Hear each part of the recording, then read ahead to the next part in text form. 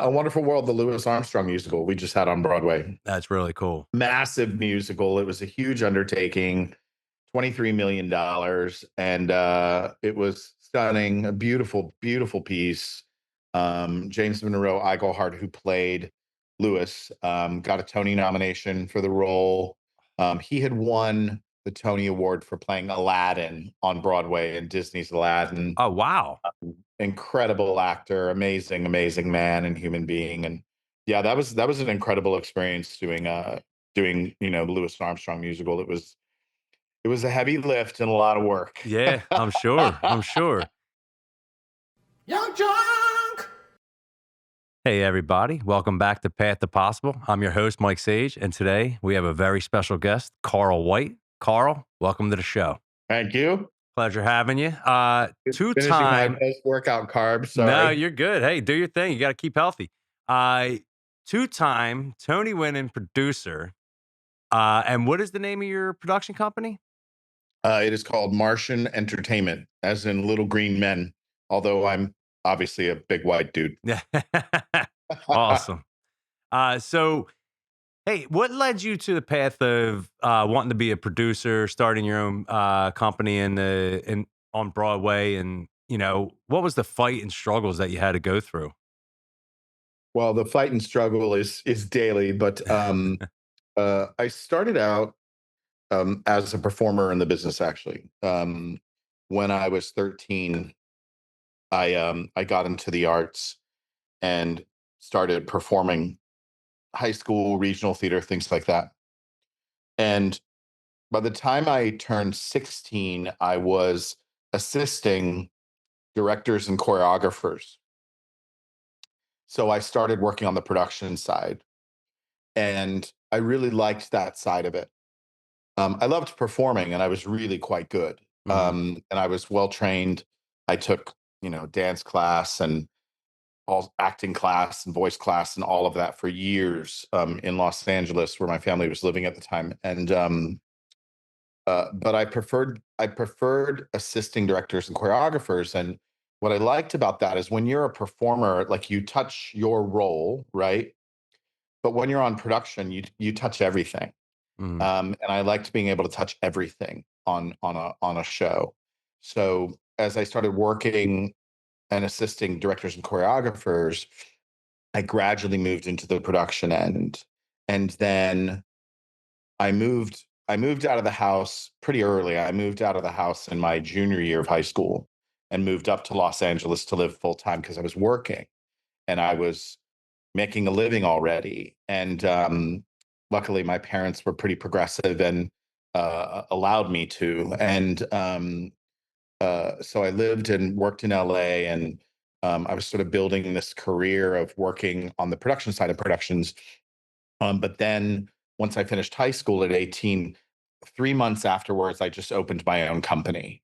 And I took a leap and I opened a production company in Los Angeles, and it ended up being very successful. And we did very well. And we didn't. I mean, we certainly had our years of struggle, but we had a successful company, and I did well. And that's when I really sort of transitioned into producing, right?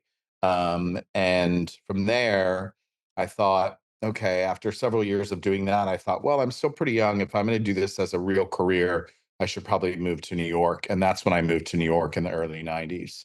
And so at that point, when I got to New York, I started working for Broadway producers, right? Mhm. And just sort of learning how does the real professional business here in New York work, and worked for Broadway producers. I worked for the producers of Chicago. They are mentors of mine, Barry and Fran Weissler. They're amazing, amazing producers. David Stone, the producer of Wicked, also an Wow. incredible producer. Yeah. And Kevin McCullum, the producer of Rent and Avenue Q and In the Heights and Six and any number of amazing shows. He's also a mentor of mine. And I was really lucky, to have amazing mentors, the people at the top of their game in the business. And then when I was 27, I opened Martian, my second company. And I've had that now for almost 28 years. Not showing your age at Does it all. show? Yeah, nah. No, that's amazing. Now, was it musicals out in LA or was it more just a We did both, actually. We did musicals and plays. okay. We Was it did on the revivals was it and on the originals. lots or No, I guess Hollywood? I had a company and a whole building in Los Angeles, and I converted it Wow. to a theater, and we had a scenic shop and rehearsal studios. It was around 5,000 square feet, and a lobby and audience services and all that sort of thing. And I just built up this sort of resident theater company, and I was one of those crazy people in LA in the 80s who, like, everybody was working in film and TV, and I was doing musicals and theater. But that's where my passion was, so I didn't mind. No, that's amazing. I'm glad you Yeah. stuck with it because you just had a production. Uh, what was it, Louis? Yeah, yeah. Uh-huh. A Wonderful World, the Louis Armstrong musical we just had on Broadway. That's really cool. Massive musical. It was a huge undertaking, $23 million, and it was stunning, a beautiful, beautiful piece. James Monroe Iglehart, who played Lewis, got a Tony nomination for the role. He had won the Tony Award for playing Aladdin on Broadway in Disney's Aladdin. Oh wow. Incredible actor, amazing, amazing man and human being. And yeah, that was an incredible experience doing Louis Armstrong musical. It was a heavy lift and a lot of work. Yeah, I'm sure. I'm sure. So the one thing, do you guys cycle through actors and actresses in on Broadway, or like when you try to get somebody from film to come over, is that hard? Or like a lot of people seem like It they're trying. depends. I mean, it's always hard to get stars because A, they need to be interested in the piece, right? B, the throngs of people they have working around them, agents, lawyers, managers, all these other people who make money off of them, all have to, like, they have a say, right? They have a say in their golden goose and where their golden goose is sort of working, or at least I should say they have influence on where their golden goose is working. So lining up their schedules is really probably the most difficult thing. Like 2 years ago, I was one of the lead producers of a play on Broadway called The Cottage. Great, great comedy, really fantastic. Jason Alexander from Seinfeld directed it, That's cool. who's a incredible guy, by the way. And Eric McCormick from Will and Grace starred in it, along with an amazing other cast of other really solid actors, Laura Bell Bundy and any number. But lining up the schedule for Jason and Eric to do that was tricky. You sort of have to find this window that works for TV film stars. Usually, that's more often the summer than not, because a lot of production will, cease in the summer. Mm, It's spring and fall that gets really busy for celebrities. So that's that's challenging to attract stars and mm. to line up their schedules. But it's happening more and more on Broadway now, and very successfully, of course. But then, like, cycling through just other actors in New York, like, solid working New York, and professional actors. It depends. I mean, if we're working on a long running show, like, I have a long running show running in New York right now called The Play That Goes Wrong. It's a Love it. fantastic comedy. It's been running in New York for 7 years. Eh, Um, Won the Tony Award for Best Set, and everything does go wrong in it. And it's hilarious. But that's been a long run of a show, and we do cycle through actors because, like, they can only stay in the show for so long. It's very physically demanding. mm, But then we'll bring back alumni, and alumni who've done a tour or did the Chicago production or did the DC production right. or something like that. So we've got this sort of bench that we can call on and bring into the show and rotate. And all the long running shows do that. Like Wicked, I'm sure, probably has a huge bench of Elphabas and Galindas that Yeah. they can call up and say, hey, can you come in and play this role for a while, stuff like that. Now, could that make or break a show? Bringing in an A-lister? Sure, absolutely. Oh my gosh. Like if you brought Denzel in to play Louis, like would that have been I mean, I guess Morgan yeah, Freeman absolutely. I you mean, know? yeah, absolutely. I mean, stars, stars are stars, right? Like Yeah, they're not to take away from anything that the oh, gentleman they're did. known brands. I mean, more and more what we're finding on Broadway, unfortunately and unfortunately, I should say, is that audiences sort of post-pandemic are buying known IP, right? Like Yep. titles they know Right. or they're familiar with, Mhm. right? Or major celebrities, right? Like Denzel was just on Broadway last season in Othello, sold incredibly well. The Okay. reviews weren't great, they were mixed, but that doesn't really matter. And the thing is that consumers, they want to know what they're buying, right? Right. Like you want to know what you're buying. If you're going to pop this money down, upwards of $150 a ticket, sometimes even way higher, for big stars like Denzel or George Clooney. Um, if they're going to throw down that money, they want to know what they're getting. Right. And I get that from a consumer perspective and being a consumer myself, but that's sort of where Broadway shifted post pandemic. A lot of the new stuff that's unknown or doesn't have huge stars in it has been struggling, which is a real shame. I wish we as a society in America would take more advantage of, you know, things we don't know in the theater and take a risk and go see a show we haven't heard of. You might be pleasantly surprised. Um, so yeah, it's an asset and a liability, right? To have stars in and things like that. Absolutely. So the one thing we were talking about off camera was how long a production takes. And you were telling me the longest running show on Broadway is Chicago, right? Yes, And, currently. and Yep. you told me that it took what 12 years to get from start to finish on to to production. I mean, I think I don't remember specifically about Chicago, but I do know that from what I understand, Hamilton took about 10 years. Wow.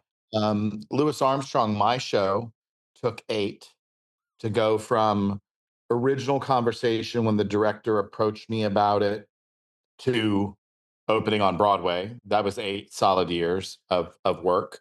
Avenue Q, I want to say, took around 8 years. Hmm. Interestingly, Chorus Line only took about 2.5 years. Okay. So it really sort of depends on the work. If there's any underlying rights, like life rights, things like that, you have to clear. The creative team involved, how fast or slow they work. You know what I mean? What sort of opportunities, development wise, the producer can bring to the table. Sometimes it just takes a while to line up, an out of town tryout or something like that. Right. Raising the money, always the fun part. Yeah. Right. But on average, a good solid Broadway musical is easily going to take half a decade to a decade, to fully develop and give it a go. That's amazing. But it's a our what I do in my career is a marathon. It is not a sprint. Yeah, no doubt.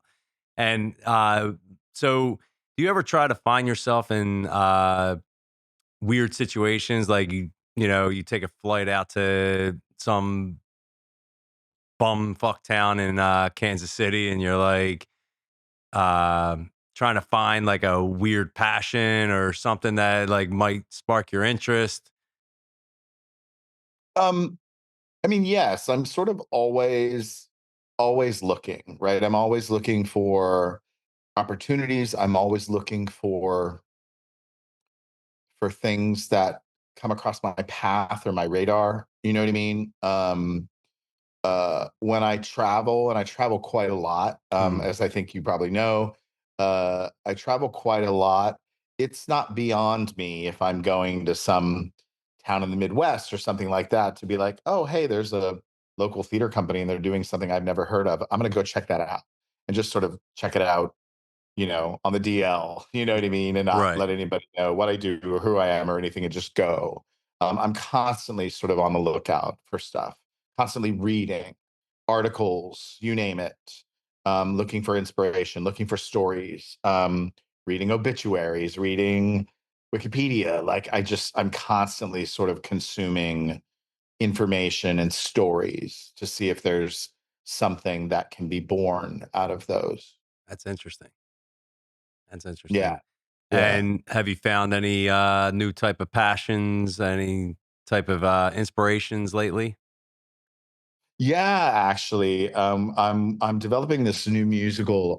It's really exciting. It's called Run Baby Run, and it's based on a true story, and we cleared the rights and everything for it.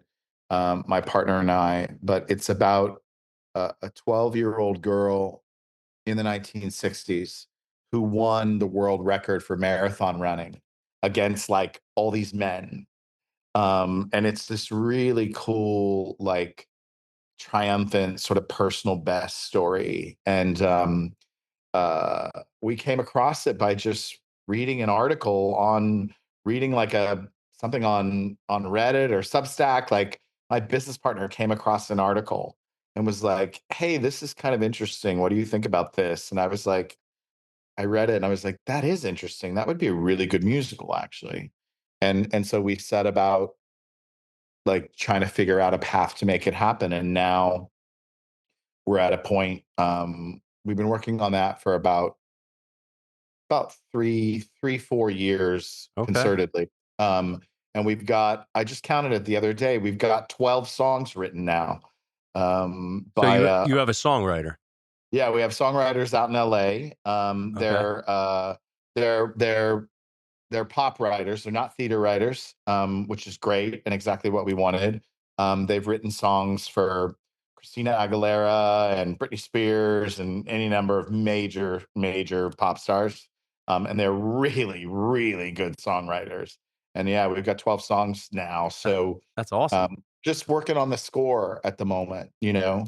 We don't have a director yet. We don't have a book writer, the script. We don't have a number of things yet because we're just trying to find the musical landscape of the piece. But yeah, that's something that's really inspiring me and that I'm super excited about. That's awesome. And when would that come in fruition? Is that It going to be like a depends. Like long plan?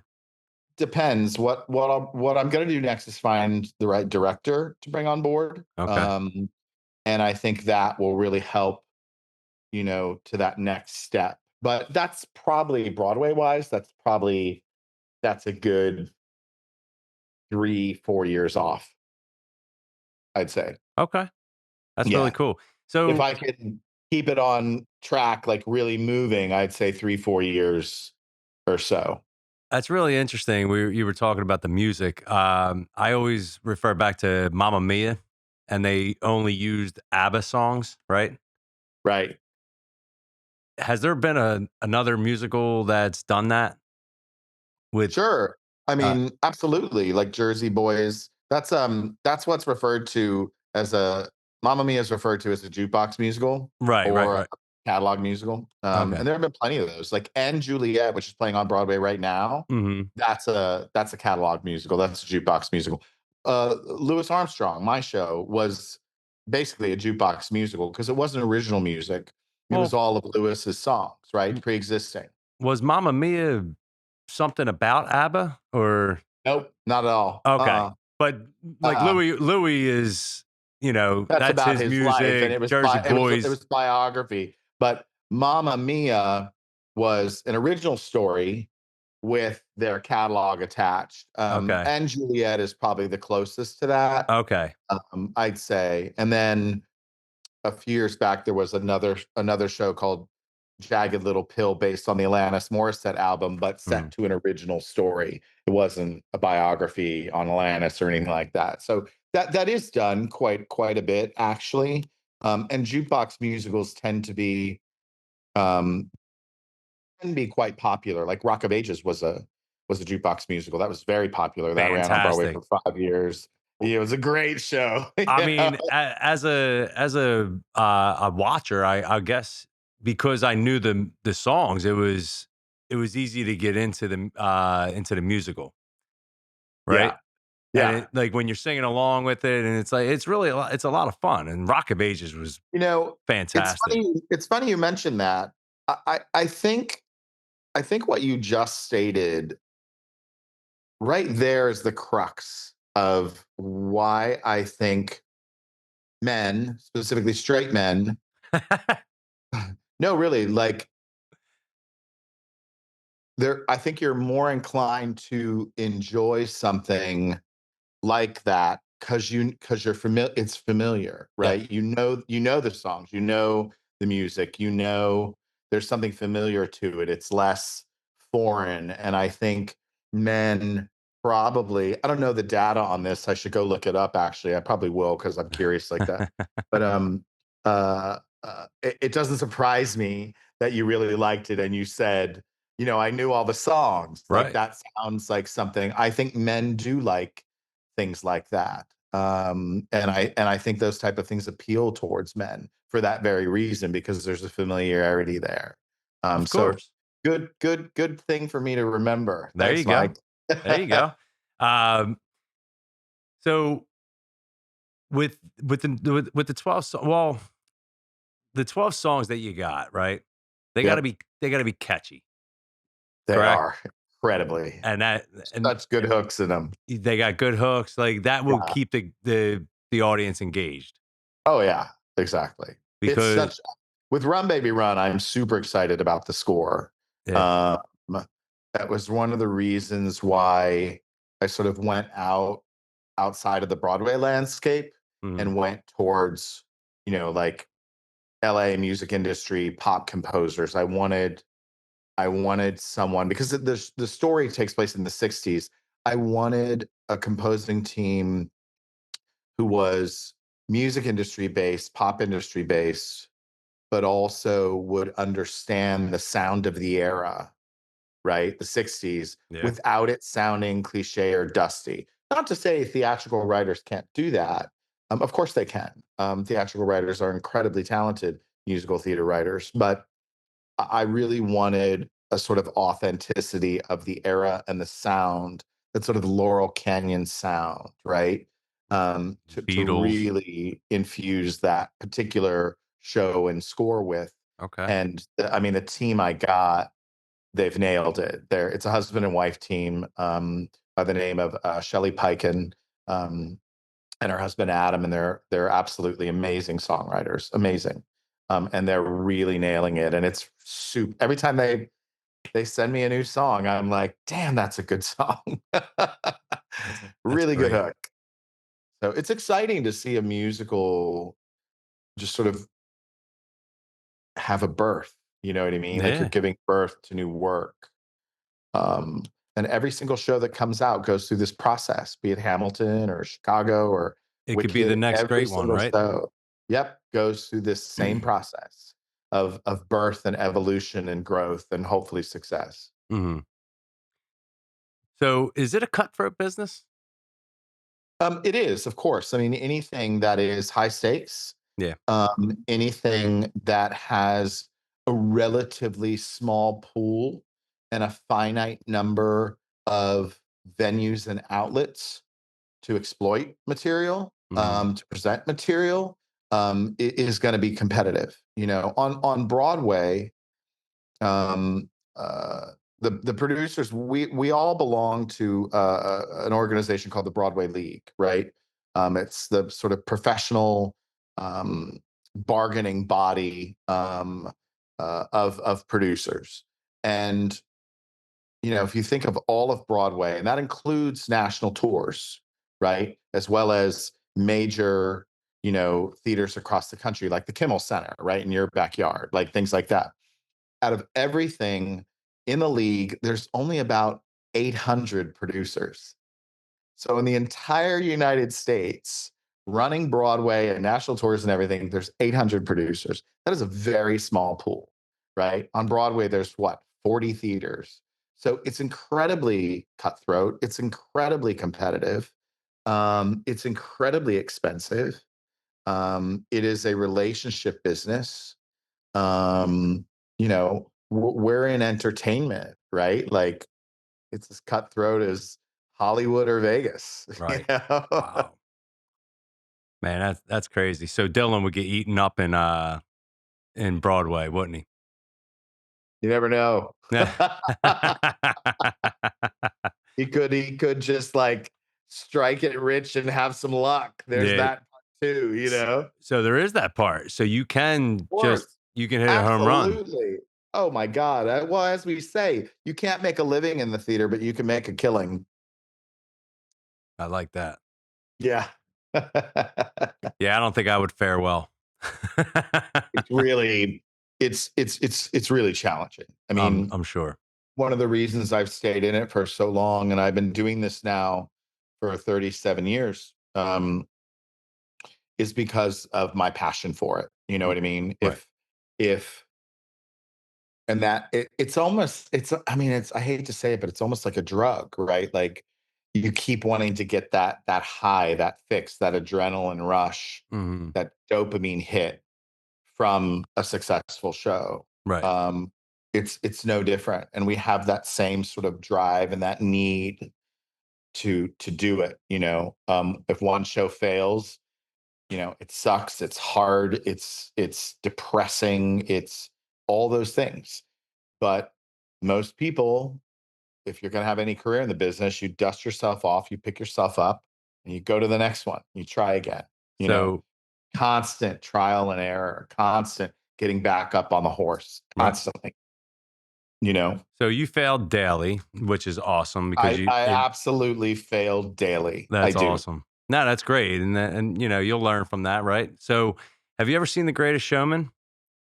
The movie, yes, Yeah. absolutely. All right. So Hugh Jackman he stands behind when he finally hires the lady to sing, right?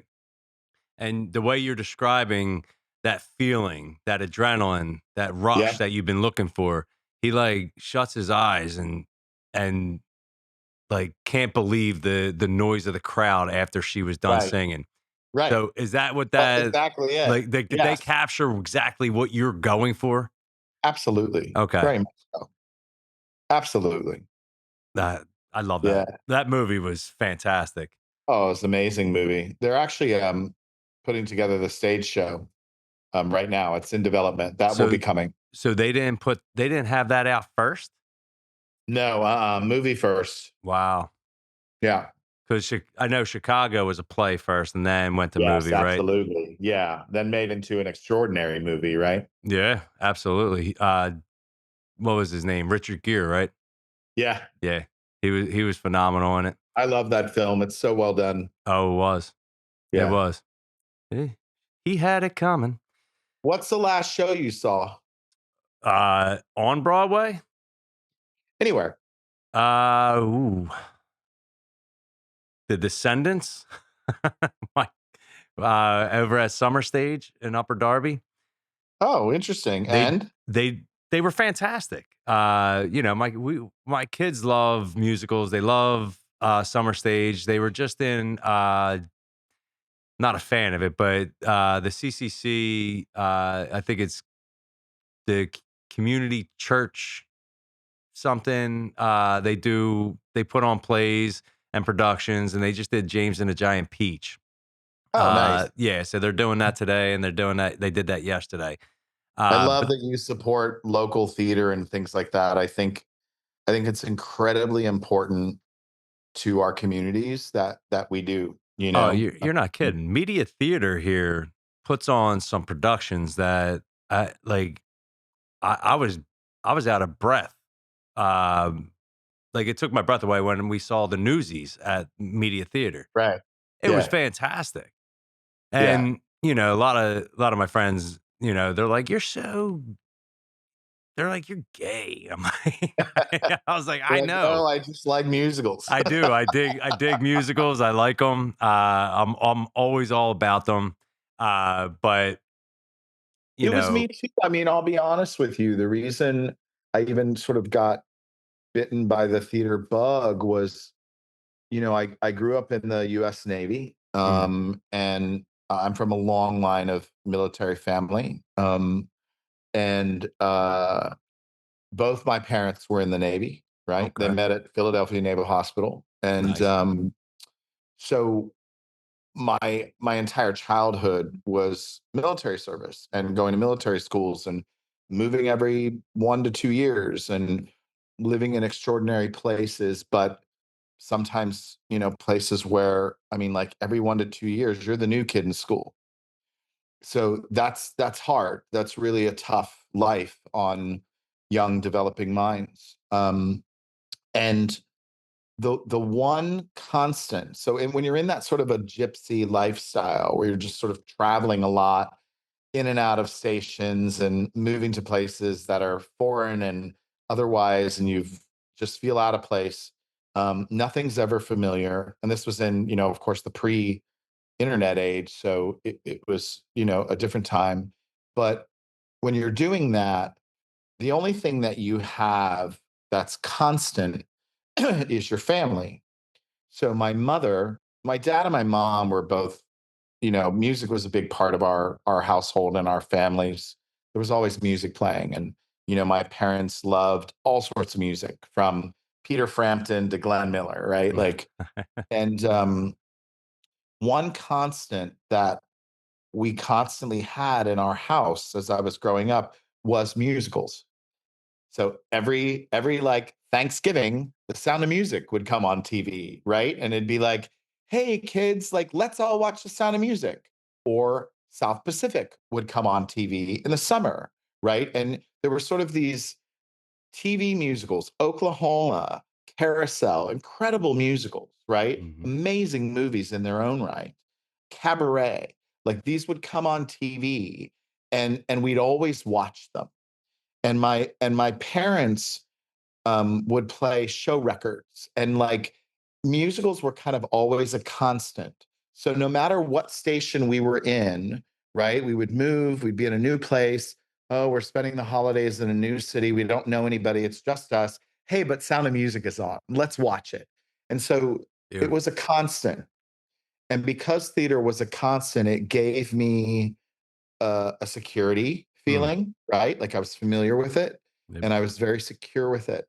So I naturally sort of gravitated into an appreciation for the art without having the art like shoved down my throat or this is art, pay attention to it. It was just something that was constant and familiar, right? And that was my spark of how I got into it. Right. So I always tell people like go to local community theater around you. It doesn't matter. It doesn't matter if it's a high school or the local community theater or whatever, the local professional theater. Go see these stories. Take your kids because you never know what sort of inspiration or comfort or security that's going to provide. Right? You Mhm. could you could inspire an amazing career in some kid without even knowing it. You Right. know what I mean? My parents had no idea that one of their youngest child would become a Broadway producer. That wasn't in their landscape.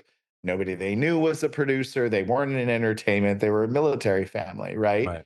But it inspired something and it Yeah. set me off on my life's purpose. So I tell people go to the theater. It's important. It really is important Well, for you, us. you see the hard work that goes into community theaters.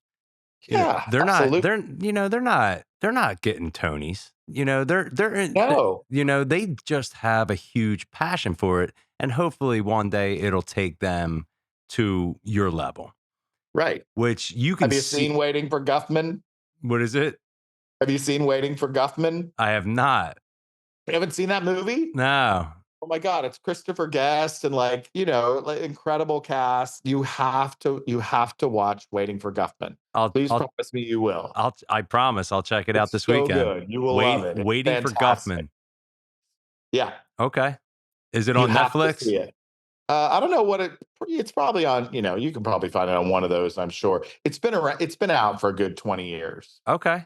But it's so funny, and it's exactly what you're talking about. Yeah. Like, about a local little community theater, and it is funny as you know what. All right. It's great. No, I Yeah. love it. Waiting for Guffman. Please watch that. So when does the new season start for Broadway? It started already. So Okay. our season, So it did. I It was gonna starts say, immediately after Tony Awards. award season is what? June or July? June, yeah. So Okay. basically, the cycle of Broadway is essentially this, and I'll back up. Tony Awards is usually around June 8th, June 10th, somewhere right in there, early Okay. June. The month prior to that is Tony voting period, right? Mhm. So usually like all of May and into the first couple weeks of June until the 2 days before the Tony Award. So I'm a Tony Award voter. During that time, I'm insane. I'm seeing everything. You have to see everything in order to vote. It's everybody's seeing everything. It's crazy. So the month of May and early June is all Tony voting period. All shows in the season have to open before the Tony cutoff date. That's usually around April 29th, 30th, right? So every show has to open before then.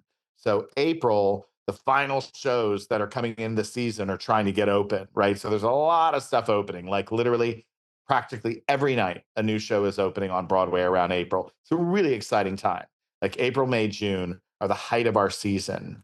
So backing up from April, it goes the whole way back. Shows continue to open all throughout the year, the whole way back to the day after the Tony Awards. So the season starts right after Tonys are done. That's the end of the season. Boom, it's over, and the clock starts again. So Got there's it. a new show that my first Tony voting show that I have to see. I've got to see this summer. It's a new play starring Gene Smart. I've got to go see that now and tick that off the list. Right? So, is there ever a time when there's not a show running on Broadway? No. All right, so you can always like anytime, any Well, day. not at I mean hours wise, not at night, but there are every day of the week, 365 days a year. There's always a Broadway's show. Broadway's open for business. Okay. Absolutely. Oh, that's Yeah. cool. All right, so Yeah. your next production, is that coming out soon? Yes, it is actually. As a matter of fact, I'm going to Charlotte, North Carolina in 4 days. Okay. And I am launching a really new funny comedy called Immediate Family. And it's being directed by Felicia Rashad. And has a fantastic cast attached to it of amazing professional New York actors. And we're going out of town to the Blumenthal Arts Center in Charlotte, North Carolina. It's going to play there for several weeks. And then hopefully after that, knock on wood, we'll see if we bring it into Broadway this next season or not. That's awesome. That's incredible. Congratulations and good luck with it. Yeah, Um, thanks. It's a so great play. It's really funny. I'm really excited about it. So I'm going out of town in a couple days, and I'll be down there for like 3 weeks. oh wow. Yeah, So is that how it usually goes? Like you'll put it out of town first, get the reaction. Is a it lot kind of of like a times. Yeah. tester? Yep. Okay. Exactly. Exactly. Yep. So why Charlotte? They've got an amazing performing arts center down there. Okay. There's a very, very rich and diverse audience Hmm. down there. Um, the team at the Blumenthal Arts Center is absolutely phenomenal. They are first class, top notch. Just a really, really good environment to test it out in front of, you know, great, diverse, normal American audiences who don't have sort of that, New York, New York take on anything. You know what I mean? It's a good space to try stuff out. So yeah, I've tried stuff out all over Okay. from Miami to Charlotte to Chicago to Des Moines, Iowa to Los Angeles to Boston, you name it. Like I've tried stuff out of town everywhere over the past how many years. I love going out of town. It's great. You got to get back to the smaller communities, though. Come on now. You gotta put something. Yes, You got to put yes. something in a smaller, That's smaller. true, actually. Yeah, Try some small theaters somewhere. yeah, That actually would be really fun. that would. And then you're actually boosting the community. Yeah. You'll be boosting uh, your rep. But is there anything new coming to the stage for Broadway in terms of, so like you see what a lot of people are doing. So like look at Savannah Bananas, right? And Uh-huh. they're taking baseball. Well, it's not baseball. It's a I love show them. with a little bit of baseball in between. I love them. Right. And it's really cool what he's doing. He's selling out stadiums across the US. Now, It's so smart. could Broadway go into an open stadium by any chance? Um, sure. The answer is yes. Yeah. There are a number of sort of open amphitheaters across the country where live theatrical performances do happen, right? Mhm. Um, like the Hollywood Bowl, of course, in Hollywood. Okay. Um, that's not just for the symphony, right? Like they do full on musicals and stuff there, open outdoors. Could it? Yes, it could. The question is, as always, what are you selling? What's the property? Can it fill that stadium? Right. Right. What I love about the Bananas and just sort of that whole league is that actually is kind of a Cirque du Soleil approach. That's a blue ocean approach. Yeah. And that that guy, when he envisioned this, he thought of a blue ocean in the way that Cirque du Soleil did, right? Like circuses had obviously for centuries had been popular, but Cirque du Soleil came along and did something that nobody had done before, which was take the animals out of the circus. Who would have ever thought that? Take animals out of a circus. That's what the circus is about. But Cirque du Soleil went, but is it? Is that what the circus is really about? And they created a blue ocean. They created their own space.